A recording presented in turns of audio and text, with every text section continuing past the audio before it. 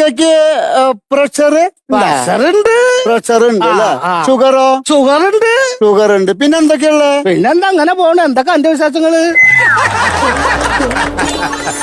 ഞാൻ അതാണോ ചോദിച്ചത്? അതല്ലേ വേറെ വല്ല അസുഖം ഉണ്ടോന്ന് ചോദിച്ചതാ. ഈ കണ്ണിന് വയ്യാത്ത കൊണ്ടല്ലോ ഇങ്ങോട്ട് വന്നത്. പിന്നെ അത് ചോദിക്കാൻ നിക്കണ കണ്ണട വെച്ചിട്ടുണ്ടല്ലോ. പിന്നെ അത് അറിഞ്ഞൂടെ, ഞാനല്ലേ വാങ്ങിയത്. അയ്യോ, നല്ല പവറുള്ള ക്ലാസ് ഉള്ളത്. എന്തോന്ന് അത് ഊരിപ്പോ തന്നെ എന്തോ ആശ്വാസ. ഇതെന്താ ഇവിടെ ഇതൊക്കെ എഴുതി വെച്ചിട്ടുണ്ടല്ലോ, അടിപൊളി സെറ്റപ്പാലോ. അപ്പൊ ഇത് ഊരിപ്പോഴാണ് വായിക്കാൻ പറ്റുന്നത്. പിന്നെ എന്തിനു വെച്ചേക്കണ്? അല്ല, ഞാൻ ഇതിന് മുമ്പ് 2-3 ഈ ക്യാമ്പിലൊക്കെ പങ്കെടുത്തിട്ടുണ്ട്. നിരത്തി പിടിച്ച് ക്യാമ്പിൽ പോകണ്ട. അല്ല, അപ്പൊ ഈ ക്യാമ്പില് ഏതാ നല്ലത് ഏതാ ചീത്താന്നൊന്നും നമുക്ക് അറിയില്ലല്ലോ. അങ്ങനെ പോയതാണ്. നേരത്തെ അവിടെ ചെന്നപ്പോഴേ അവിടെ അന്നെ പോലെ ഒരു പെണ്ണ് സുന്ദരിയായിരിക്കലോ. അപ്പൊ അതാണോ സുന്ദര? ഞാൻ ഇപ്പൊ ചോദിച്ചത്.